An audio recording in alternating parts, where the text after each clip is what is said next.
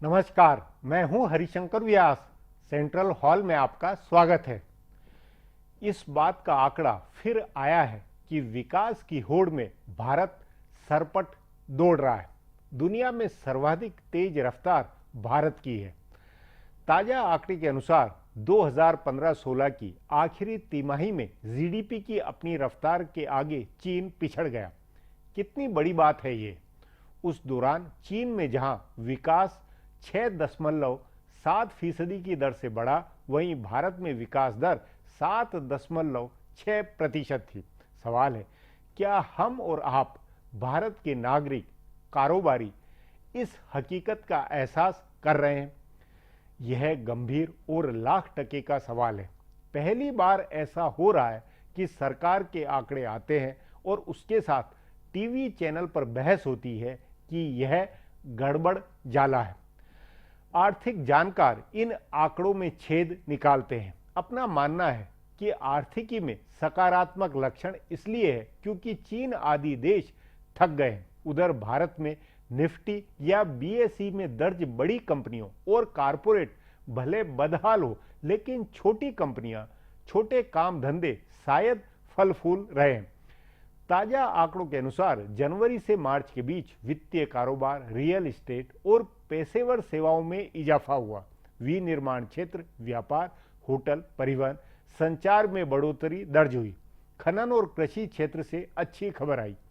इन आंकड़ों पर सरकार, फिक्की और एसोचैम सभी बम बम है। मगर कई आर्थिक जानकारों का कहना है कि ज्यादा खुश होने की जरूरत नहीं है। जमीनी हकीकत और आंकड़ों में मेल नहीं है। जब रोजगार नहीं बढ़ रहे, पूंजी निर्माण और बचत का आंकड़ा नीचे है और कारोबारी परेशान है, तो आंकड़ों पर विश्वास न करें।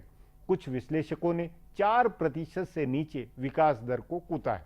सो कुल मिलाकर आर्थिकी और उसके विकास दर का मामला हैरानी वाला है। आज इस पर चर्चा है, मगर उससे पहले गपशप और खास सुर्खियां। शुरुआत सियासी गपशप से करते हैं।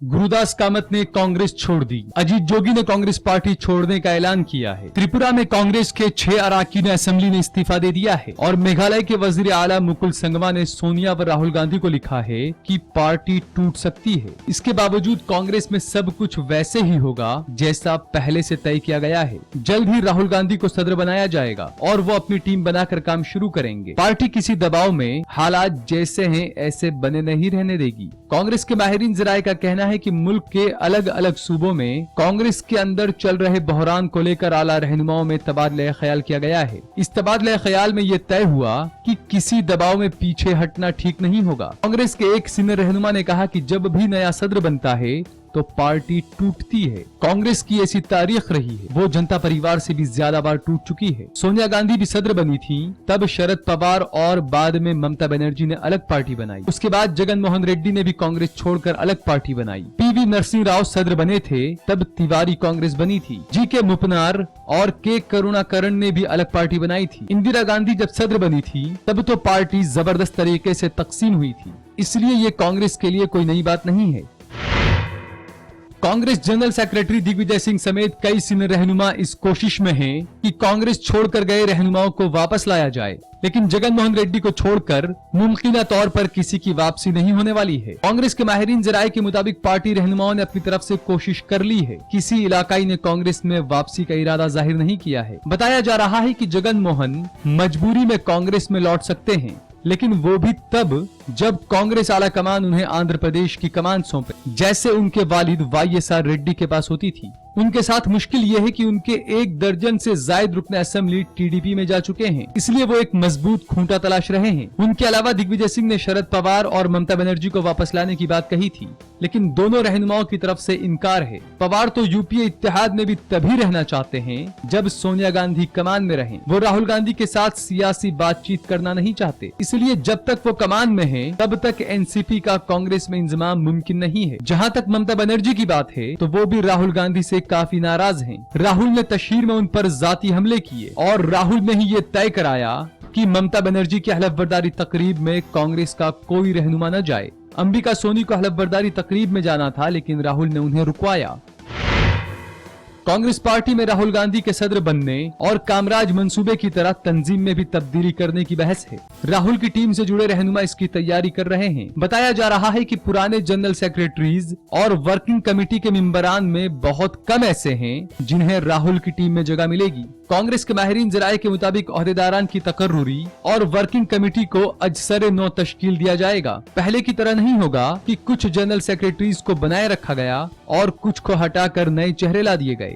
इस बार सब हटाए जाएंगे और एक या दो के अलावा ज्यादातर की वापसी नहीं होने वाली है। इसी तरह कहा जा रहा है कि 2 हिस्सों में बांटकर वर्किंग कमेटी को ज्यादा मजबूत बनाया जाएगा। बताया जा रहा है कि एक छोटी टीम बनेगी जिसके इजलास जल्दी जल्दी होंगे। इसमें राहुल के सबसे करीबी रहनुमा होंगे और इनकी तादाद 10 से कम होगी। बीजेपी की तरह रहनुमाओं की एक कमेटी बनाने की भी बहस है, लेकिन अगर ऐसा नहीं हुआ तो पार्टी के पुराने रहनुमाओं को स्पेशल इनवाइटी के तौर पर वर्किंग कमेटी में रखा जाएगा, जिनका इजलास कभी कभार ही होगा। कांग्रेस के माहिरीन जराये के मुताबिक नए सेटअप में रणदीप सुरजेवाला, जितेंद्र सिंह, अजय माकन, मिलिंद देवड़ा और के राजू की कोटरी बन सकती है, जो तंजीम में सबसे असरदार किरदार अदा करेंगे। राहुल की नौजवान टीम के बाकी मेंबरान सूबों में सियासत करेंगे। अब आज की सुर्खियां ये लीक से कुछ हटकर है और इनसे देश की दशा दिशा को बूझ सकेंगे।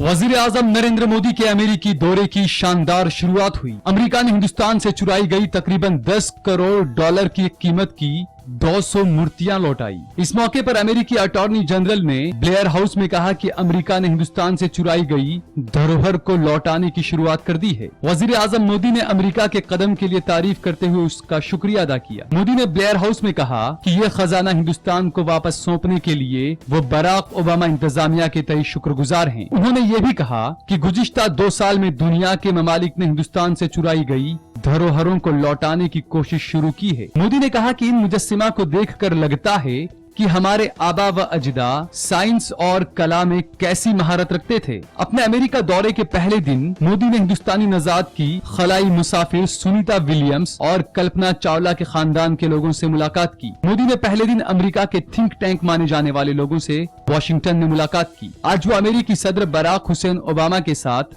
2 रुखी बातचीत करेंगे और कल अमेरिकी पार्लियामेंट के ज्वाइंट सेशन को खिताब करेंगे।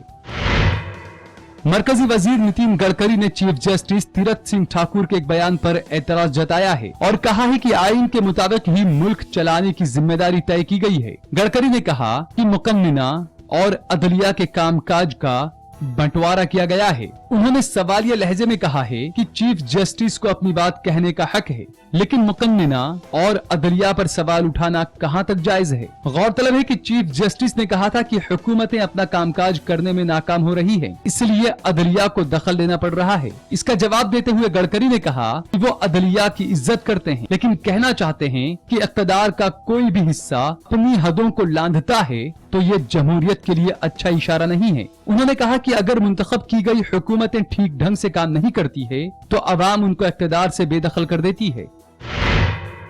आरजेडी सरबराह और बिहार के साबिक वजीर आला लालू प्रसाद ने रिजर्वेशन को लेकर वजीर आजम नरेंद्र मोदी, वजीर तालीम स्मृति ईरानी और आरएसएस पर निशाना साधा है। लालू प्रसाद ने कहा है कि बड़े शातिराना तरीके से रिजर्वेशन को खत्म करने की कोशिश हो रही है। उन्होंने एक के बाद एक कई ट्वीट करके कहा कि आरएसएस के इशारे पर स्मृति ईरानी ने सेंट्रल यूनिवर्सिटीज में एसोसिएट प्रोफेसर और प्रोफेसर की तकर्रुरी में ओबीसी का रिजर्वेशन खत्म कर दिया है। लालू ने बेहद तल्ख अंदाज में कहा कि बीजेपी ब्राह्मणवादी तंजीम आरएसएस का बच्चा है और रिजर्वेशन के सख्त खिलाफ है। लालू ने मरकज को चैलेंज देते हुए कहा कि मुल्क के 60% पसमानदों पर ज्यादती और उनके साथ नाइंसाफी नहीं होने देंगे। उन्होंने ईंट से ईंट बजा देने का चैलेंज दिया। रिजर्व बैंक के गवर्नर रघुराम राजन ने सितंबर के बाद दूसरी मियाद मिलने के सवाल पर मीडिया से चुटकी ली। उन्होंने कहा कि इस बारे में उनका कुछ भी बोलना ठीक नहीं है। अगर वो बोलें तो उससे वो मजाक किरकिरा हो जाएगा जो इन दिनों मीडिया ले रहा है। राजन ने माली पॉलिसी का तज्जिया पेश करते हुए सहाफियों के सवाल के जवाब में कहा कि उनकी दूसरी मियाद के बारे में मौजूदा हुकूमत को फैसला करना है। उनकी मियाद सितंबर में खत्म हो रही है। उन्होंने सहाफियों से कहा कि उनकी दूसरी मियाद के बारे में कोई भी फैसला होगा तो उसका पता चल जाएगा, उन्हें इंतजार करना चाहिए। गौरतलब है कि बीजेपी के रहनुमा सुब्रमण्यम स्वामी ने राजन पर संगीन इल्जामात आयद करते हुए उन्हें हटाने का मुतालबा किया है। तो दूसरी जानिब उन्हें उन्हें दूसरी मियाद दिलाने के लिए एक ऑनलाइन मुहिम छिड़ी है, जिसमें हजारों लोगों ने उनकी हिमायत की है।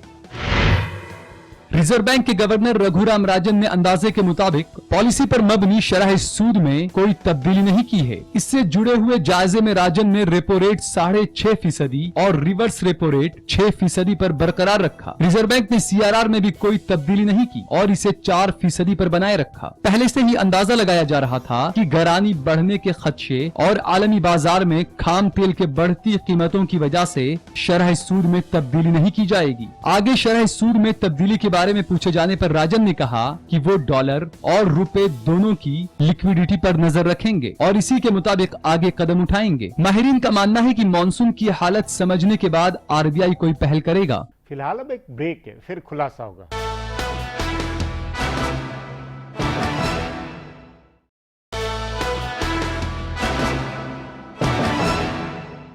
कई आर्थिक विश्लेषकों का कहना है कि पिछले वित्त वर्ष की पहली और तीसरी तिमाहियों में पहले जितनी विकास दर बताई गई थी उसे बाद में घटा दिया गया। इसलिए अभी जारी आंकड़ों को अंतिम मानकर खुश होना जल्दबाजी होगी।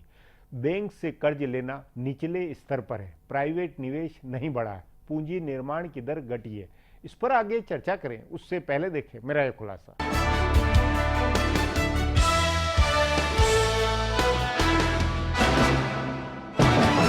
जिस वक्त मरकजी हुकूमत के 2 साल पूरे करने का जश्न चल रहा था, उसी वक्त शुमारियात डिवीजन ने इक्तसादी तरक्की के अदद जारी किए। इन अदद ने हुकूमत के जश्न को दुगना कर दिया। इन अदद के मुताबिक गुज़िश्ता माली साल की आखिरी तिमाही यानी जनवरी से मार्च के 3 महीने में शरह तरक्की 7.9% रही और इसी वजह से माली साल 2015-16 का अदद 7.6% रहा। हुकूमत और दूसरे इक्तसादी इदारों का अंदाजा भी इसी अदद को हासिल करने का था। जब से ये अदद जारी हुआ उसी वक्त से इस पर सवाल उठने लगे। बाद में खुद शुमारियात डिवीजन ने बेउसूली मानी। बताया जा रहा है कि इस बार GDP के अदद और हकीकत के दरमियान करीब 2 लाख करोड़ रुपए का फासला है। गुज़िश्ता साल ये फासला तकरीबन 40,000 करोड़ रुपए का था। दरअसल सूबों और सभी महकमों से मिलने वाले अदद में बेउसूली होती है, जिससे आखिरी अदद में थोड़ी बहुत गड़बड़ी रह जाती है, लेकिन इस बार ये गड़बड़ी काफी ज्यादा है। शुमारियात डिवीजन ने कहा है कि वो इसे ठीक करने की कोशिश कर रहा है। इसके अलावा एक हकीकत ये भी है कि नरेंद्र मोदी हुकूमत ने इक़्तिदार में आने के बाद शरह तरक्की के अंदाजे का पैमाना बदला। इससे अचानक शरह तरक्की में इजाफा नजर आने लगा।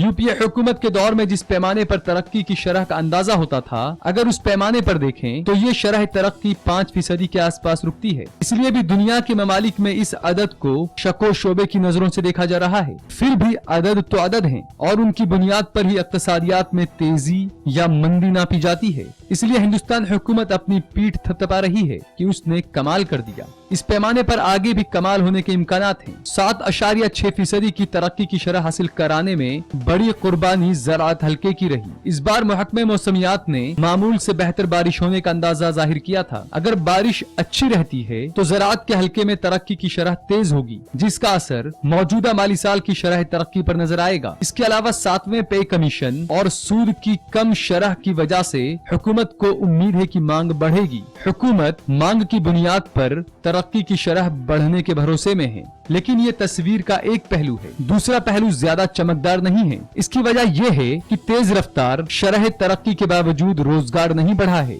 ये हिंदुस्तानी इक़्तिसादियात की मुसलसल परेशानी है। यूपीए के दौर में जब 8% शरह तरक्की थी, तब भी रोजगार नहीं बढ़ा था और गरानी तकरीबन पूरी तरह से बेकाबू थी और उस वक्त के रिजर्व बैंक के गवर्नर को 1 दर्जन मरतबा हिकमत अमली पर मबनी शरह सूद में इजाफा करना पड़ा था। अभी भी हालत उससे बेहतर नहीं हुए हैं। गरानी काबू में नहीं है और एक आध सेक्टर को छोड़ दें तो मांग भी नहीं बढ़ी है। बैंकों के लाखों करोड़ रुपए खसारे के अकाउंट में गए हैं, क्योंकि ज्यादातर कंपनियां कर्ज लौटाने की हालत में नहीं हैं। बैंकों से कर्ज लेना कम हुआ है और सरमाया तामीर में भी कमी आई है। ऐसे में शरह तरक्की के ऊंचे आदत का कोई हकीकी मतलब कम अज कम अभी नजर नहीं आ रहा है। अब एक ब्रेक है, उसके बाद GDP की विकास दर पर बात करेंगे।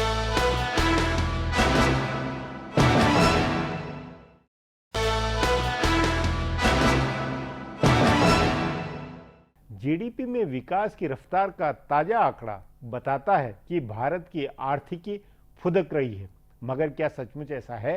मोटे तौर पर उपभोग बढ़ने के कुछ संकेत हैं। सो एक राय यह बनती है कि अर्थव्यवस्था में कुछ सकारात्मक संकेत है, लेकिन इससे उम्मीद जोड़ते वक्त सावधान रहना चाहिए। इस पर चर्चा के लिए आज मेरे साथ वरिष्ठ पत्रकार मुकुल शुक्ला है। मुकुल जी, ये क्या हैरानी वाली बात नहीं है कि जीडीपी की विकास दर का आंकड़ा आता है और उसके बाद फिर शाम को ये बहस आजकल सुनाई देती है कि नहीं, ये आंकड़ा सही नहीं है, रियलिटी के अंदर स्थिति अलग है। ये क्या, ये माजरा क्या हो रहा है? नहीं, ये तो देखिए, जब से वो क्या कहते हैं जीडीपी कैलकुलेशन की का सिस्टम इन्होंने बदला, बेस ईयर बदला और फिर इसको मार्केट ओरिएंटेड बनाया, उसी समय से ये क्रिटिसिज्म। ये कब से? यूपीए सरकार के समय से ही है? नहीं, ये अपना जब एनडीए की सरकार आई है, एनडीए 2 की सरकार, तो 14 में इन्होंने 14 के अंत में लगभग या 15 के शुरू में ये सिस्टम इन्होंने बदला, बेस ईयर बदला और उसके बाद सिस्टम को जरा मार्केट ओरिएंटेड किया। हाँ, मार्केट रेट पर जीडीपी का कैलकुलेशन शुरू किया। तो उस समय से ही ये कहा जा रहा है हाँ कि ये कुछ गड़बड़ियां हुई हैं और कि ये पद्धति ठीक नहीं है। आप देखिए, जो निकी और मार्केट एक जो ग्लोबल संस्था है और उन्होंने इसी बेसिस पर जो जीडीपी का कैलकुलेशन किया है उससे भी 7.9% ही बैठता है। और अभी 3 महीने से आपने पीएमआई का डेटा देखा होगा, निकी मार्केट का, तो वो 50 पीएमआई जो है, परचेजिंग मैनेजर इंडेक्स, जिसमें 50 के ऊपर जो भी फिगर है वो ग्रोथ दिखलाता है और 50 के नीचे अगर फिगर चली जाती है मैन्युफैक्चरिंग वगैरह की, तो वो कॉन्ट्रैक्शन दिखलाता है कि प्रोडक्शन गिर रहा है। इसका मतलब ये है कि जो उपभोग, तो अगर उपभोग बढ़ रहा है, खरीद बढ़ रही है, कंज्यूमशन बढ़ रहा है, तो इसका मतलब वो जीडीपी में ज्यादा काउंट हो रहा है इस समय, वो एक पॉजिटिव सिग्नल है। देखिए, ऐसे भी जो लास्ट क्वार्टर होता है उस समय थोड़ा सा प्रोडक्शन ज्यादा हो जाता है क्योंकि वो सप्लाई करनी होती है। नहीं, लेकिन पिछली बार के पिछले वर्ष में भी ये हुआ था कि बाद में उसमें करेक्शन हुआ था, जो लास्ट क्वार्टर का जो फिगर आया उसको करेक्शन करके फिर वो ओवरऑल पूरे साल भर का नीचे हुआ। जी, थोड़ा जब करेक्शन वगैरह तो होता ही चलता है, इतनी जल्दी तो एकदम एग्जैक्ट फिगर्स वगैरह वर्कआउट करना थोड़ा सा दिक्कत की बात है। आपका मानना है कि जो आंकड़ा आ रहा है कि विकास दर दुनिया में सबसे ज्यादा हमारी है, लेकिन क्या ग्राउंड रियलिटी के अंदर कारोबारी और जो बाजार के हालात है, मंदी, जो हर कोई रोजगार के हालात हो, बचत का मामला हो, पूंजी फॉर्मेशन हो, उन सब की रियलिटी के बीच में ये आंकड़ा सही नजर आ रहा है? नहीं, देखिए, पीएमआई जो डेटा है अपना, चूंकि ये ग्लोबल स्टैंडर्ड का, तो इन्होंने भी ये माना है कि पिछले 2 साल में कोई जॉब क्रिएशन वगैरह हुई नहीं है। अच्छा, देखिए, एनडीए 1 और एनडीए 2 के बीच में एक ही चीज जो समस्या दिखलाई पड़ रही है, एनडीए 1 को क्या खा गया, इंडिया शाइनिंग। हाँ, जबकि उस समय भी हाईवे सेक्टर और टेलीकॉम सेक्टर को छोड़ करके कहीं और जॉब क्रिएट नहीं हो रहा था। हाँ, और वो भी हाईवे में आपको पता ही है, बहुत हाई क्वालिटी जॉब क्रिएट नहीं होती, वर्कर्स वगैरह वाली है। आज के दिन भी बड़ा क्या कहते हैं, बड़ा स्ट्रेंज कोइंसिडेंस है कि वही highway sector is leading the growth. हाँ, नडकर्णी साहब पता नहीं 25 किलोमीटर एकदम वो अपना घोड़ा दौड़ा रहे हैं, तो ग्रोथ जो हो रहा है तो लोअर लेवल पर हो रहा है, वो क्या कहते हैं, अपना वर्किंग क्लास वगैरह वगैरह। लेकिन बाकी जो पढ़े लिखों का जो रोजगार है उसमें नहीं हो रहा। नहीं, लेकिन अपने यहाँ रोजगार का, पढ़े लिखों के बीच में रोजगार या नौजवान आबादी के लिए आईटी का जो क्षेत्र था वो पहले बहुत ले रहा था, उसमें सब में तो स्थिति बहुत खराब है कि वो जो पूरा एक्सपोर्ट ओरिएंटेड था। आईटी हमारी जो है पूरी की पूरी एक्सपोर्ट ओरिएंटेड है। और अभी कितना भी कहीं ये डिजिटल इंडिया और वगैरह वगैरह, लेकिन आईटी का उतना प्रचार अपने देश की इंडस्ट्री अंदर नहीं हो सकता, ये तो बाहर एक्सपोर्ट ओरिएंटेड ही हो तो सकता है। लेकिन हमारे यहाँ जो ये बैठे हुए हैं ना लोग, ये आईटी ओरिएंटेशन में इनको डर लगता है क्योंकि सब चीज साफ सुथरा हो जाएगा और एक आदत बनी हुई है ब्लैक मनी बनाने की। तो अगर आईटी वगैरह के थ्रू ये सब कुछ करना शुरू करें तो थोड़ा सा ब्लैक मनी का जनरेशन इंपैक्ट हो जाता है। नहीं, तो आपके अनुसार बुनियादी तौर पर जो आर्थिकी और जो जीडीपी के जो आंकड़े हैं वो सचमुच में आर्थिकी की सेहत जो रफ्तार है वो रफ्तार कर रहे हैं, तो उससे अंततः आप देखते हैं कि अच्छा नतीजा आएगा? मतलब आप उस पर फील गुड कितना महसूस कर रहे हैं? नहीं, मैं बहुत फील गुड महसूस नहीं करता हूँ। कुछ तरीके से जैसे राजन साहब ने कहा, जिस पर उनकी बहुत क्या कहते हैं क्रिटिसिज्म भी हुआ कि 2 औरतें हैं। हाँ, एक दोनों ये तय करती हैं कि एक के बच्चे को वो देखेगी, दूसरे के बच्चे को दूसरी देखेगी। जी। अच्छा, दोनों एक दूसरे को पेमेंट कर रहे हैं, लेकिन बट ये जो है ये जीडीपी क्रिएशन नहीं है, ये इनकम जनरेशन नहीं है, ये तो बस एक्सचेंज ऑफ ये सर्विस है या जो भी सेवा लेकिन का है। ऐसा है कि अभी ये भी आरबीआई ने ये भी कैलकुलेशन किया है कि जो lower level non Nifty non BSE companies हैं, जो छोटे कारोबारी एमएसई और वो है, वहां पर काफी ग्रोथ हो रहा है। और जो सर्वे है उसके अनुसार जो बेसिक ये जो ग्रोथ के आंकड़े आपको दिखलाई पड़ रहे हैं वो वहां से आ रहे हैं, ये अपनी बड़ी कंपनियों वगैरह के बड़े कारपोरेट सेक्टर से नहीं है, लेकिन छोटी और मझोली कंपनियां जो है उद्यम में छोटे छोटे है, जो उसमें विकास हो रहा है। कंपनियां हैं। लेकिन फिर रियल एस्टेट के मामले में और इसके मामले में क्यों नहीं कुछ हलचल ज्यादा नजर आ रही है? रियल एस्टेट के मामले में तो देखिए, रियल एस्टेट तो सबसे बड़ा सांप का पिडोरा है। वहां पर सबसे ज्यादा ब्लैक मनी थी, और उसके बाद ब्लैक मनी पर चूंकि सरकार ने, कुछ भी आप कहिए सरकार के खिलाफ, लेकिन ब्लैक मनी पर तो कंट्रोल किया है, लगाम किया है। कुल मिला के उम्मीद कायम है, उम्मीद है अच्छी खासी। उम्मीद तो है ही, हाँ, क्योंकि ये सरकार ले दे करके इसका रिकॉर्ड अच्छा है, हाँ, इसकी नीयत अच्छी है, चोरी बेईमानी नहीं करती। जी मुकुल जी, बातचीत को यहीं समाप्त करेंगे। प्रोग्राम में आने के लिए बहुत बहुत धन्यवाद। हमारा प्रोग्राम अब यहीं खत्म होता है। आग्रह प्रोग्राम पर अपनी राय hsvyas@nayaindia.com पर ईमेल करके बताएं, या hsvyas@ट्विटर और फेसबुक/नया इंडिया न्यूज़पेपर पर जाहिर करें। अब कल फिर मिलेंगे इसी चैनल पर इसी समय।